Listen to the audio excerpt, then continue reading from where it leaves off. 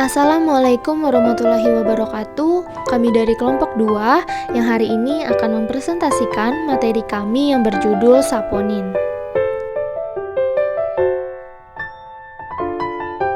Sebelumnya, perkenalkan anggota kami, ada Pipi Wulandari, Windy Teresia, Aprilina, Yuliana, Yudhistira Agustisio, Andri, Leliwati, dan Nurisa Ari Lestari.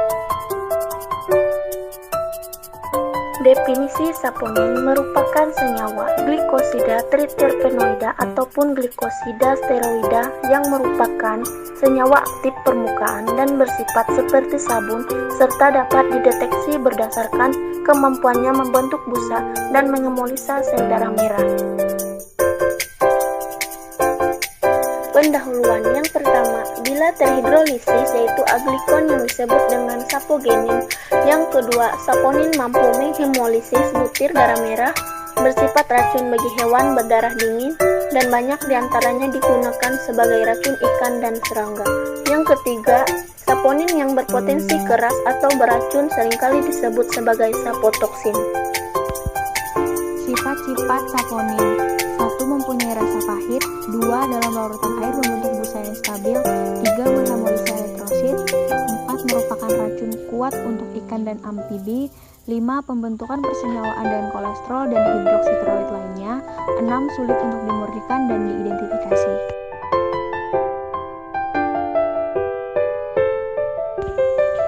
Pembagian saponin. Pembagian saponin berdasarkan struktur aglikonnya. Saponin dibedakan menjadi dua macam. Yang pertama ada saponin steroid dan yang kedua ada saponin triterpenoid. Kedua senyawa ini memiliki hubungan glikosidik pada atom semin 3 dan memiliki asal-usul biogenetiko yang sama lewat asam mevalonat dan satuan-satuan isoprenoid. Struktur kimia saponin steroid. Seperti pada gambar berikut, struktur dasar steroid. Saponin steroid tersusun atas inti steroid C27 dengan molekul karbohidrat. Steroid saponin dihidrolisis menggunakan satu aglikon yang dikenal sebagai sapagonin. Salah satu contoh saponin jenis ini adalah asparagosida.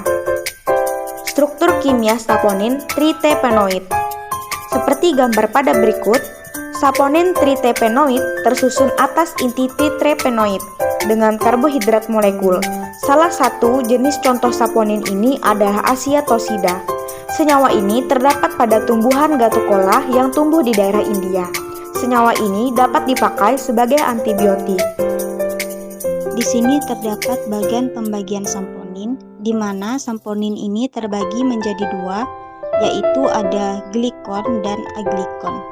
Di mana berdasarkan struktur glikonnya ini terdapat sugar dan terdapat empat struktur. Yang pertama itu ada glukosa, yang kedua aribinosa, yang ketiga siklose, yang keempat glucuronic acid. Sedangkan berdasarkan struktur aglikonnya itu terdapat sapogenin, di mana sapogenin ini memiliki dua struktur lagi, yaitu neutral saponin dan asid saponin, di mana neutral saponin ini memiliki steroid dan asid saponin ini memiliki triterpenoid.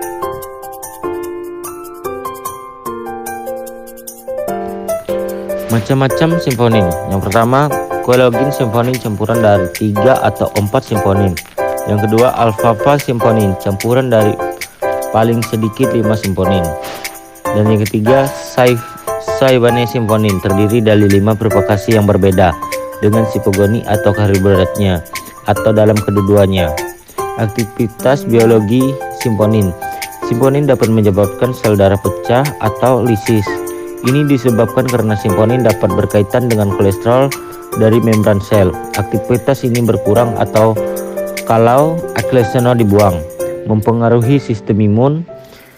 Sebagai antisida, satu sel simponin yang terdapat dalam soya atau grup B soya simponin mempunyai efek antioksidan dan radikal Schaefer dengan membentuk hidroperoksida sebagai senyawa antara.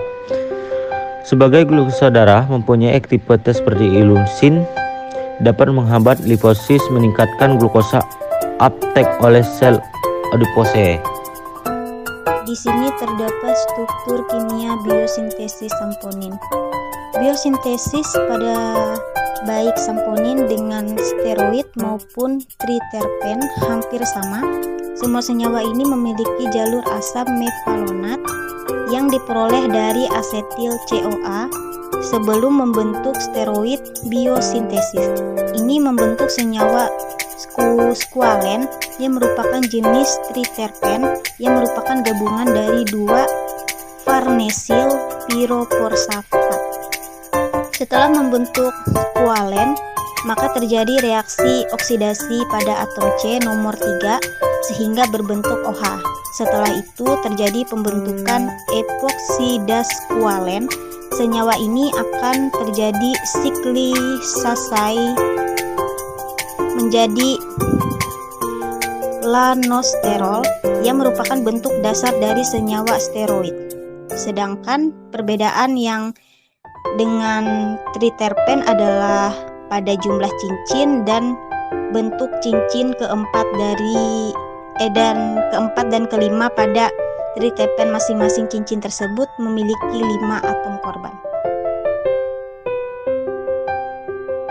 Identifikasi saponin, dan di sini kita akan masuk ke uji identifikasi senyawa saponin. Pada identifikasi ini, sampel kering diranjang halus dimasukkan ke dalam tabung reaksi dan ditambah air suling. Kemudian dididihkan selama 2-3 menit, didinginkan dan dikocok kuat-kuat. Jika dalam tabung reaksi timbul busa, maka busa ini mengindikasikan adanya saponin.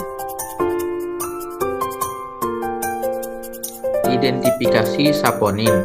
Reaksi warna 0,3 gram ekstrak dilarutkan dalam 15 ml etanol lalu dibagi menjadi 3 bagian masing-masing 5 ml disebut sebagai larutan A2, 2B dan 2C.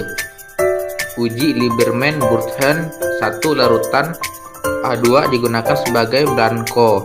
Larutan 2B sebanyak 5 ml ditambah 3 tetes asam asetat dan 1 tetes H2SO4 pekat lalu dikocok perlahan dan diamati terjadinya perubahan warna.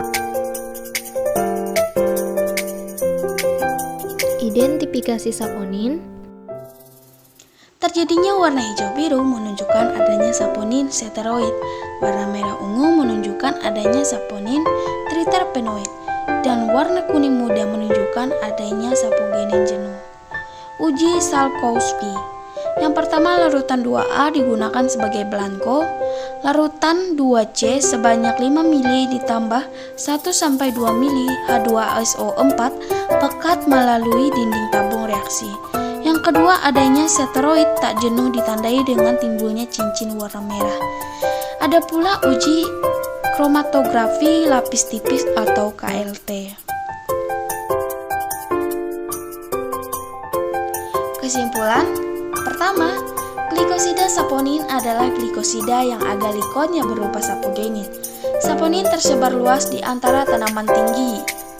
Kedua, sifat yang khas dari saponin antara lain berasa pahit, berbusa dalam air, mempunyai sifat deterjen yang baik, mempunyai aktivitas hemolisis atau merusak sel darah merah, tidak beracun bagi binatang berdarah panas, mempunyai sifat anti-eksudatif dan mempunyai sifat anti-inflamatori. 3. Sebagian besar saponin ditemukan pada biji-bijian, tanaman, dan makanan ternak seperti alfa, bunga matahari, kedelai, dan kacang tanah. Baik, sekian penjelasan dari kelompok kami tentang saponin. Saya mewakili teman-teman saya memohon maaf jika ada kesalahan maupun kekurangan dari materi kami, dan jika ada yang kurang jelas bisa ditanyakan. Terima kasih. Wassalamualaikum warahmatullahi wabarakatuh.